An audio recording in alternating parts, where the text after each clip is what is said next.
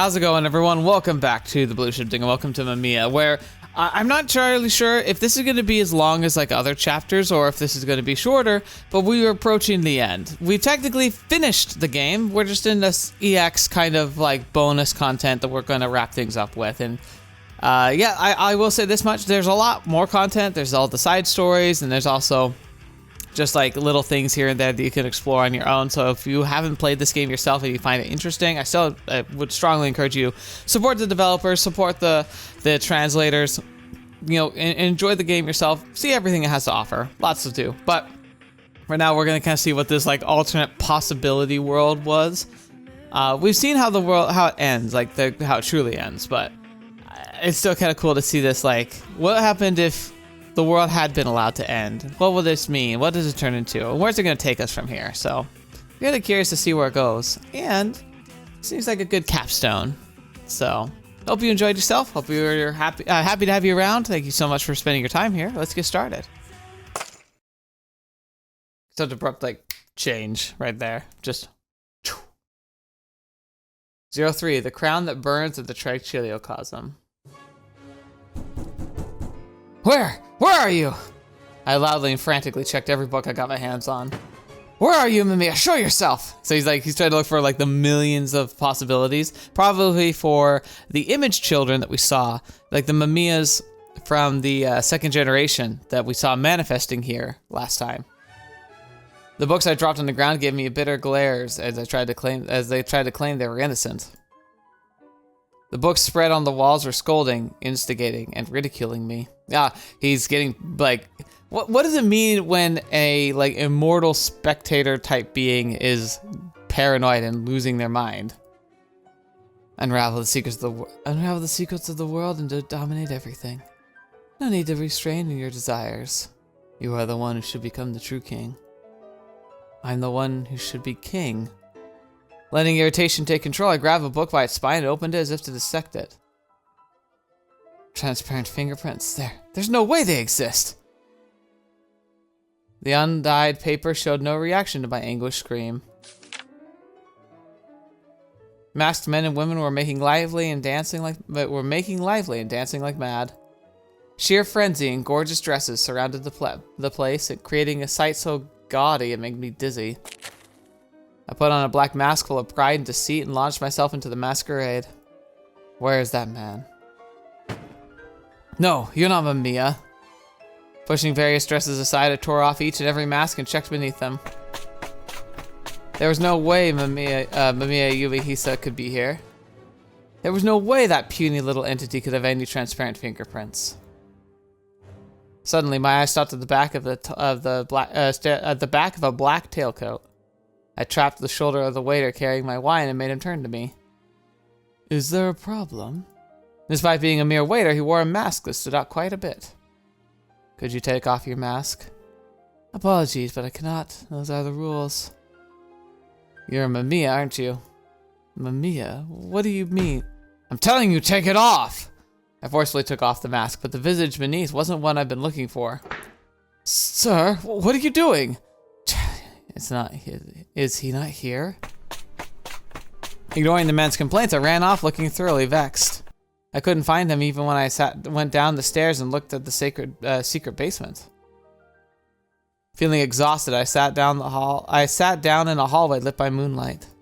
Was there an end to the constant game of spot the difference? What was the point of crawling around and looking for something I wasn't even sure existed? Within the masquerade, there was a single maskless man looking right at me. The full moon peeked through the large window. A creature from the moon in a foreign land, a shadow of the man I'd certainly killed, fell on my hair. Oh gosh, he is here. I told you, I can't exist in any world. The moment I saw the man, sheer joy coursed through my body. I knew it. Mamiya was still here. My efforts weren't in vain. I've been searching for you, Mamiya. A gunshot rang out and chaos overtook the masquerade hall. The bullet struck a gaudy ornament, making it shatter into countless pieces. I wasn't making much progress like this. Mamiya, I want to patch things up with you. I took off my mask. Mamiya, where are you? I won't kill you. Liar. I'm not. I'm being honest. The transparent fingerprint was just traces of Mamiya. They had an extremely weak effect on the story. Grasping the gun, I extended one hand upward. I won't kill you. A silhouette approached, as if drawn by my words. The bullet I fired made the chandelier shake. One more shot. The chain holding the chandelier made an eerie sound. Let the story kill you instead. The man was instantly crushed to death, causing the marble floor to be stained with blood and wine. The red liquid touched glass fragments, giving emphasis to the transparent outline. The bloodied mask looked straight at me with empty eyes.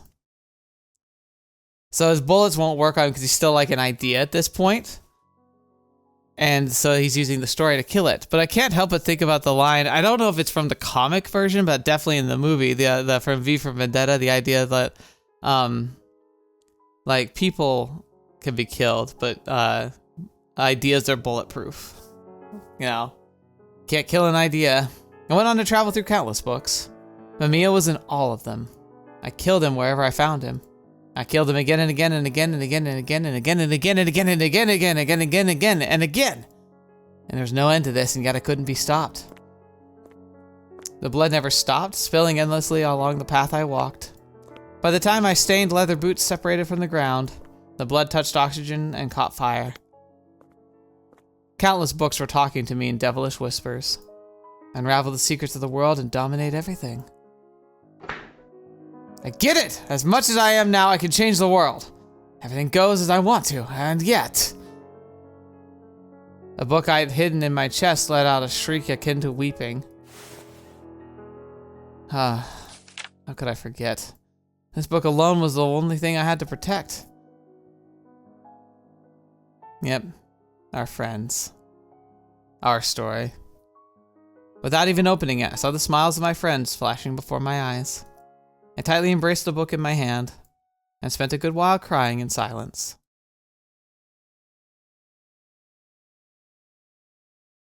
So what do you even do? It's this idea is like he's almost becoming like a mad god. The books contained various worlds.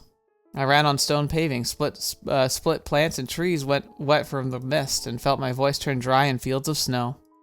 The creatures living in lava were cold, and I flew using magic dust. Robots continued to dream even after mankind had perished, and the monster that could easily destroy the planet as it played was crying. Oh yeah, I had lots of trouble with the Alf Layla Walayla. What is that? After all, the man showed up in every nightly story of Scheherazade. I saw him in Sinbad's shadow behind Ali Baba with Aladdin's smoke.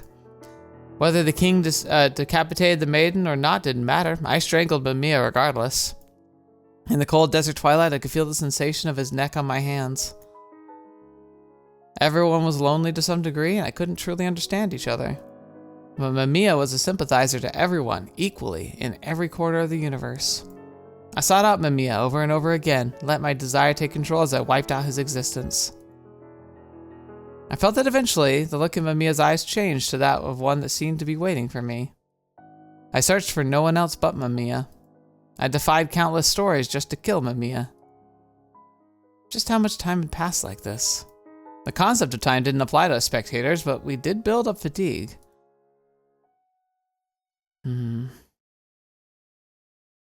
Was there love out there out in the desert? Could you dig through burning sand and let water spring above? Knees on the searing dunes, eyes to the world so vast. A sight breathtaking, a task overwhelming. Yet today I part the ground again, burrowing through burning sands. Would I find love? That's mine alone. Oh, right. Eventually I realized something. To prove that there are only black crows, I need only one book, this one. You just have to make the crows go extinct. Oh gosh, oh, so he's just like, I'm just gonna burn them all to the ground. My heart I shouldn't have had was raging in rejection of my choice. Shut up and stay still. I carefully took out a single red ink bullet from the magazine. I put it into my mouth and gulped it down.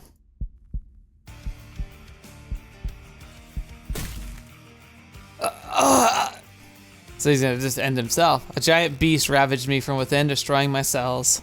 All my organs were rejecting it, twisting violently to get it out, but I stopped it through sheer force of will. Ugh. That sounds horrifying. I felt like my insides were changing as I lost my humanity. Within an endless unconsciousness, a strange exultation. Spreading, covering, pain, pleasure, loss of life. The outline of myself, the area of me, my senses were shaking. Weakness, denial, denial, denial. Danger that crushes all the weak to death, distance great as the ceiling larger than me. My senses dragged how far do I go, existed spreading into the other side. Beyond there was my pain was... Had I been writhing for a few days? Or was it just a few seconds? Regardless, my sense of time was extended. I would melt into an embrace of painful saturation. By the time I was able to stand again, flames burned at my hands. A cold and empty fire of resolve. I'll burn it all. They're all just replicas of the relics of the past, after all. The books surrounding me, whose titles I didn't even know, burned up and turned to ash in the blink of an eye. So he's become like a destroyer, because that thing is, if these books are supposed to represent, they're stories, but they represent like universes, parallel worlds, possibilities. And he's destroying them. The flames were burning. Seeing fire for the first time made the people of this world curious. They were surprised by the heat and backed away. However, the red serpents didn't let their prey escape and coiled around the clueless humanoids. They weren't just flames. Mixed with my blood, it made a hatred and righteousness. They were fires of correction. They consumed the smooth movements, making the undying beings turn to ash and vanish. Wow, pretty. My head is melting. Spectators didn't even know were burning up with smiles on their faces, still moving their pens. See ya, see ya, see ya! The large red snake charged, carving a path between the bookshelves. Give up, just end. For my sake, for the sake of my ego. What are you doing? Miss Librarian. This heresy against our Lord, it's unforgivable. He must be judged immediately. Sorry. Fire quickly surrounded the librarian. What are you trying to achieve? Have you forgotten all we've done for you? If I knew you'd turn out like this, I wouldn't have helped you. It's hot. It burns. I'm sorry. Following a shriek next to my ear, the trichiliocosm turned into a hellish pandemonium. There he is! Get him! So loud. Can they be more quiet? A purifying flame wrapped around the soldier's legs, becoming a barrier. How much time would this buy me? Paper burned by the blaze fell down, touched my coat, and lit it on fire. I wasn't scared. Didn't feel hot. The flame that had become a part of me just gave an extra layer to my clothes. I looked up, and the brightness of the fire made me squint. Small particles of light. I felt like I'd seen something like this before. Had I played with little sparkler fireworks at one point? The memories I'd shoved far away, ones of small interferences. Who are you? My name is a detective. He's very good at finding things. Is this Suo? Let's meet up next Friday as well. Raging fires covered my parts of the library, filling it with a reek of burning books. As the flames danced, my body began to tremble. Oh, I see. Our Lord only wanted my story. Since the moment I became king, I was turned into part of our Lord's story, huh?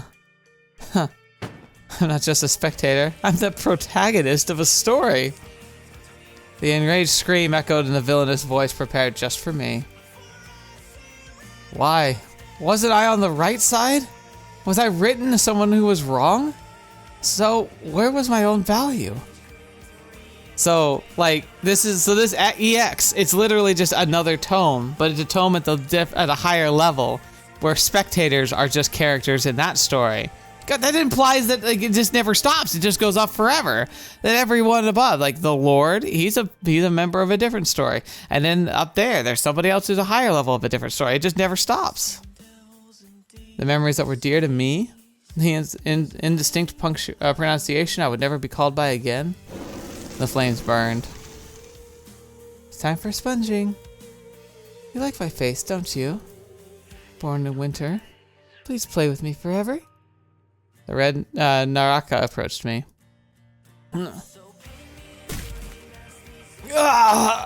Someone, anyone, is anybody there?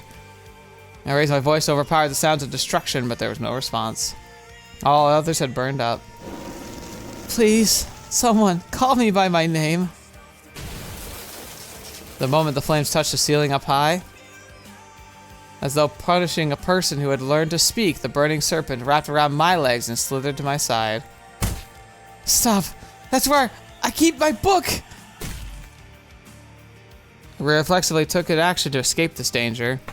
To get away from the raging fires, I entered the book that was closest to me. Where am I? A world of nothing but darkness spreading in all directions. No order or outline, a realm of silent impermanence. Within the darkness, a vague figure emerged. Mamiya, is that you? It was the man I'd killed hundreds of thousands of times. The remnants of a transparent fingerprint looked right at me. You left your fingerprints even here. Don't glare at me, I won't kill you. I'm tired. And even if I don't do anything myself, the book will soon burn up from the outside. Nothing escapes the eyes of our Lord. This book will burn, along with me, and it'll all be over. I heard crackling sounds of burning fire in the distance. The inescapable hand of God was coming. There must have been flames of hatred burning in Mamiya's eyes, but I saw an unexpected tranquility in them. Should I become it? Huh? Should I become your book? What? The fire was spreading from the other side. That book would be burned up too, wouldn't it? I'm asking if I should turn your beloved story into a book that doesn't burn, even in a sea of fire, continues to exist forever. But how would you? That fire's really loud, by the way. I just need to remember it. I will memorize each and every word exactly as you wrote them, and recite them to you from memory at any time. I am capable of that. And Mamiya's eyes trembled with the flicker of fire. I saw nothing but honesty. What's your goal? It's simple. I just wanted you to accept me. To accept Mamiya. That's all I wanted. Thinking back on it, those days we used to talk face to face were an awful ancient past. If you can accept that condition, I will become your book. The black smoke rushed my direction. I guess we have no choice here, except Mamiya. I accept you. I accept Mamiya. The flames of judgment turned into a bridge between two souls. So please, my story. In desperation, I gave him the book, and he silently accepted it. I'll keep it safe. I will be within the iron fortress that catches no fire and repels all invaders. I will keep your beloved story alive for the future. The dark ceiling began to collapse with a loud, ominous sound. Then I also protect my story. You. No matter what hands reach you, Mamiya alone will surely be protected. The crow that burns at the trichiliocosm. Feels like an ending there. Nope, 04, Lost Legacy, Full Moon. Cause that felt pretty like final. Alright, was there love out in the desert? Could you dig through burning sands to let water spring above? A white sky, a white desert, many little shadows cast by two sets of footprints. How long have I been walking? Unchanging scenery, a fatigue that won't go away. Even so, I kept on walking. And so we all could escape the hand of our Lord, chasing after us, reaching even outside the Akashic records. Oh. I stopped walking when I found a book buried in the desert, and Mamiya stopped beside me. It's been a while since I've seen a book. When I burned the trichiliocosm, the librarians used the last ounces of their strength to send the books outside. I would never forget the sight of countless black birds flying overhead. Whenever we found these dead crows buried in the desert, the two of us escaped to another world. Will we finally be able to avoid being found by our Lord? Who knows? The sun that was blazing black kept shining on our backs. I wiped away the bits of sand stuck between the papers and checked its condition. Lately, my fingers have been trembling a lot, and I even had trouble walking. Did you leave fingerprints in this book too? I'm not sure. His vague response made me look at him. It's been a while. Would I be able to kill you again? We both were exhausted. Even so, we couldn't stop walking. It was necessary to protect my book named Mamiya.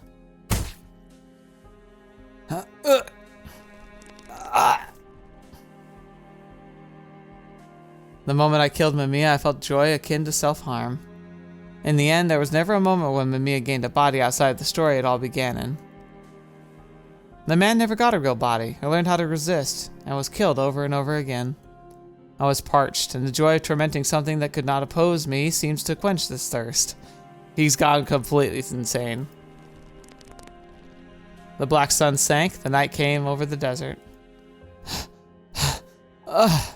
Mamiya, having become transparent fingerprints, expired while shedding tears. While I was breathing raggedly, Mamiya looked at us. I wonder which one's thirst caused the widening of the crack. One day we arrived at a bountiful jungle. Let's stay here for now. Seems like a nice enough place. The jungle was overflowing with life. You could feel the breath of nature all around. While the sun was still up, we played near the waterfall. When it set, we watched from the tops of the tree. We were having fun out in nature. Days like this continued on for a while. The light of frozen moon seemed to occasionally reach for me as if to expose what was within. As I slept lightly, my body hurt like it was on fire.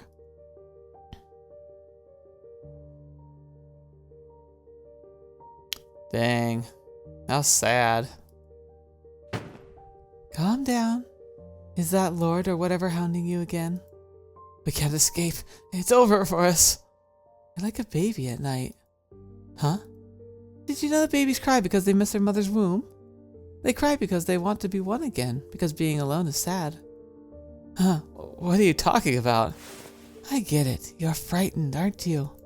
As I clenched my teeth and shed tears, the same hand caressed my back. Don't worry, I am here with you. The words he spoke weren't spoken as Mamiya, but as my story. Really? Yeah, it's okay. Now lie down. I did as told and took a few breaths before lying down. Don't cry. You can't sleep. I'll talk to you. I'll tell you a bedtime story, one that's yours alone. When you hear your suggestions, Kikuchiryo was stunned beyond belief. He just looked at you with those cat-like eyes of his. Oh, that takes me back. Well, he still warmed up to me, and that made me happy. Hey, it's punching time. Don't mimic his tone. As I turned laughing, Mamiya looked pleased and said some other lines. Do you remember the champagne we had upon coming back from the concert? Oh, I'd love to taste it again. Drinking at the veranda made it extra cold and tasty. You smoked some tobacco and let it out in more chikaharaki. Do you still smoke? I don't like tobacco. I shouldn't have become so self-abandoning. Did you enjoy becoming an adult? It felt weird. Almost like the one moment when it was only time I fully enjoyed the everyday world. Hey, tell me that story too, the one with Suokaido. Let's see. Should I really? You're really gonna bully me like that? You might not be able to sleep after hearing Suokaido's story. It's that scary. Huh? That's not how I remember it. On nights only lit by fire, we came to know. The fire could only take things away, but also grant warmth. Just like the phoenix was reborn from the ashes, there were certainly things that could not be harmed. I'll protect you. My story, my beloved story, I'll always stay by your side. You are the one thing I will protect until the end. Yeah. Please, treasure me.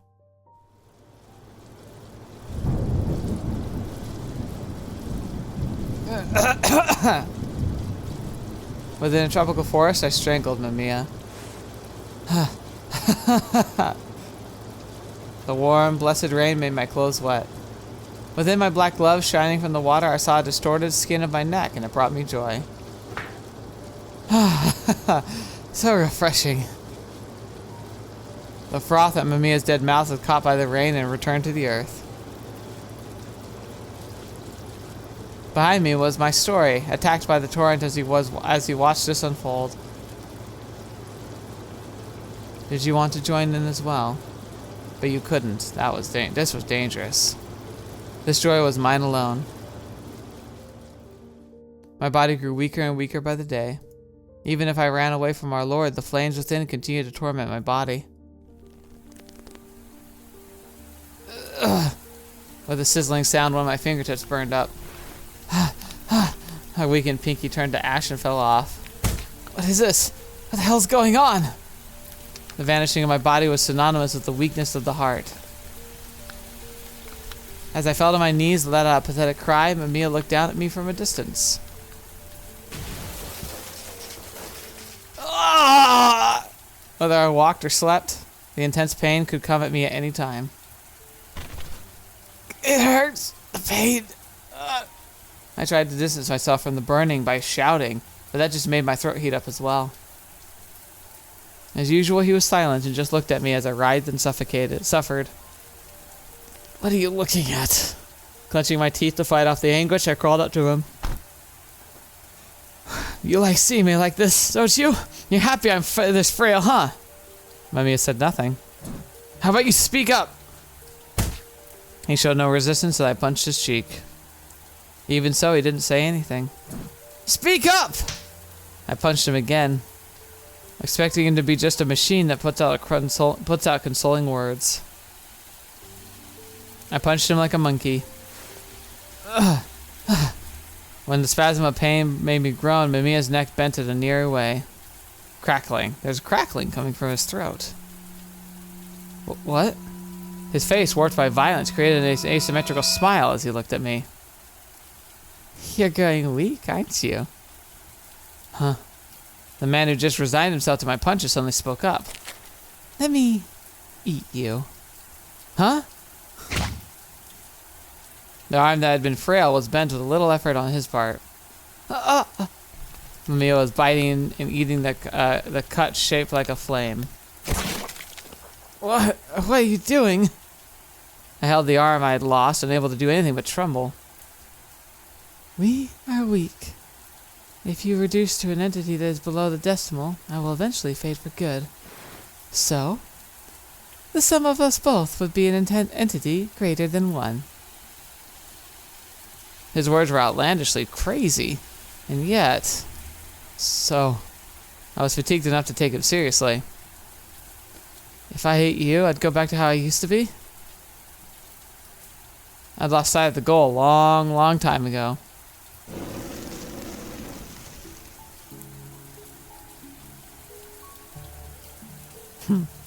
Almost like right back where we started. As we tore up each other's bodies, pieces of meat fell apart like burned up ash. The moment I was ripped off like frail paper and covered in flames. Mamiya put the piece of paper in his mouth and ate it. His expression changed into something gloomy and hard to look at. The scorching pain made me writhe in agonies as I was being burned alive. It hurts. It hurts. Ah! More. This is not enough. Not nearly enough. Endless running. Endless killing. We consoled and forgave each other. We were friends at times. We were unable to forget those strong feelings from days when we were enemies. We were at times strangers who never looked at each other, let alone spoke. We were me. We were Mamiya. Why did things turn out this way? With my back in the shape of a bow from the pain, I found it hard to move. It was a mistake from the get-go. I shouldn't have taken you with me. I shouldn't have become a spectator, all of it. If only we never met. Us? That meeting? It's a bit of a tall order. He was right. The breath I exhaled was a bit of a chuckle. It's only one of us can remain. Is that the only solution we have? If so, then it's like the end of a broken toy that's been throwing around and damaged all over. That's more or less what we are. True. The entire world is laughing at us. Is there love out in this world? I know the answer to that. Tell me, then. What is your answer? Sure. In this world, love is... Ooh. Interesting. I'm gonna save this. Because it's like 3. It's me, you, or something that exists but can't be found. Love is not something that can be found by searching for it. What do you mean? Love is something you won't find even if you look all over the world. It's something that your hands before you even realized it. What's truly important can't be seen, and what's dear has always been at your side. Taking a sneer head on, I use my faint consciousness to look back at the past. I feel like all we've been doing is taking detours. It's almost as if that in itself proves the existence that we love that we can't see. Mamiya fell silent for a while before speaking up again. So, do you possess love? You couldn't find it by searching for it, right? Overcome by fatigue, I used what little power I had left to respond. It's not something that I can find. Not anymore. Right after I said that, the fatigue took my consciousness away. We still hadn't settled this, and yet...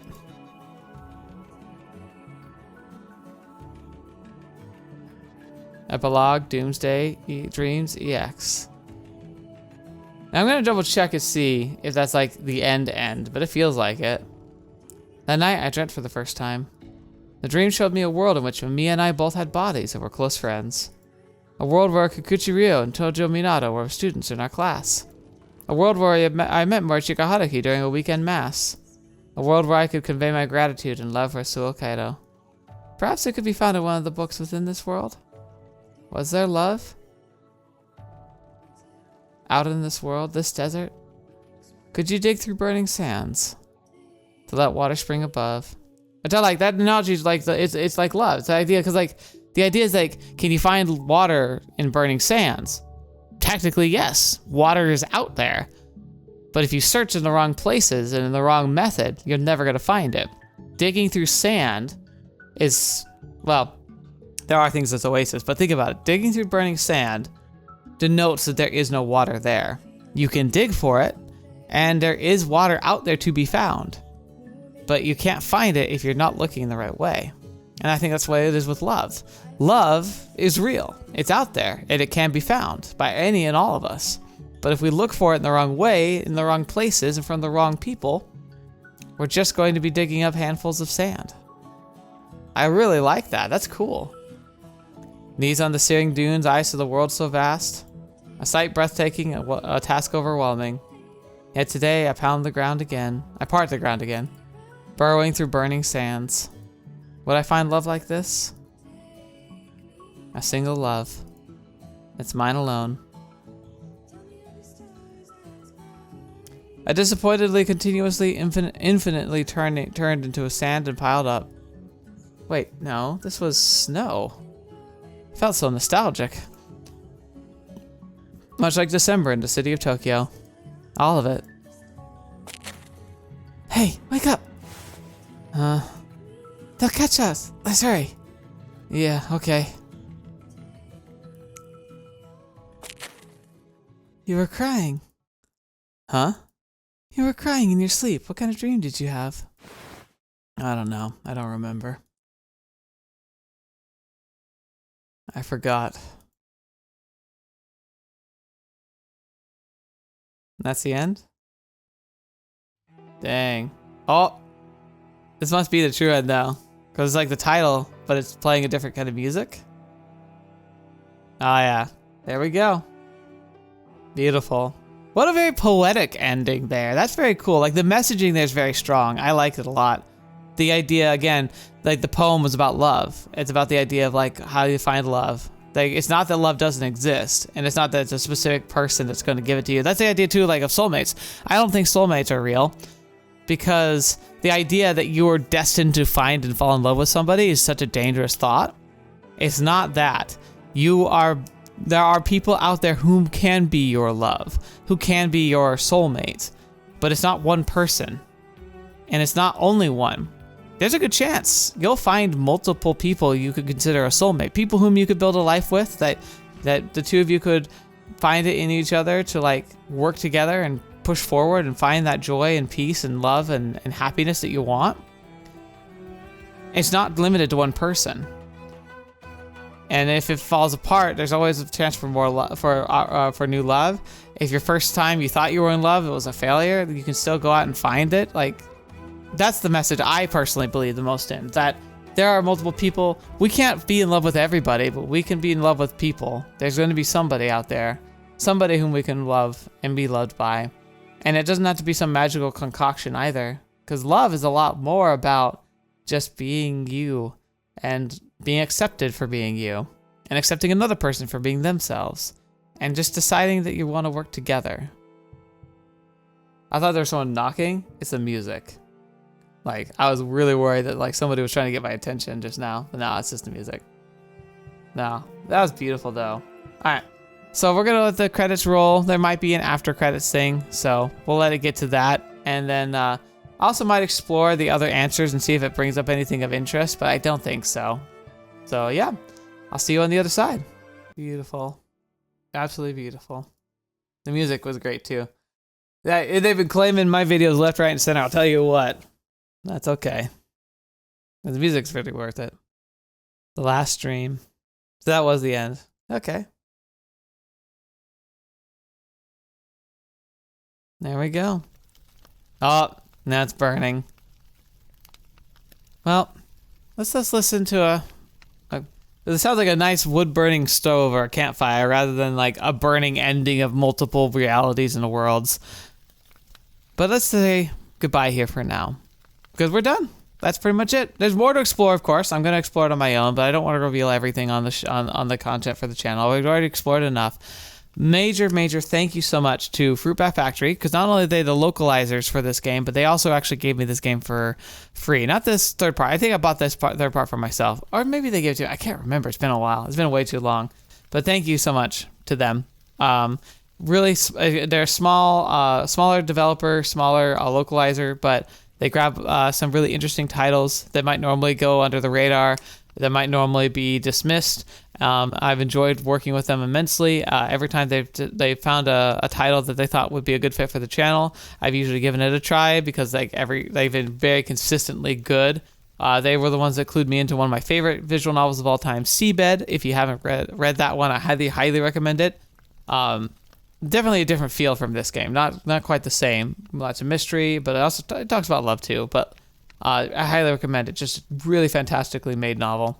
And again, it's one of those things too where like the production value for this one is fantastic. Like, it's really high up there, all things considered. But production value alone doesn't make a good or bad story. Some of the best visual novels started out as basically like one or two people working together to make something. So don't judge a visual novel by its cover art, I guess you could say.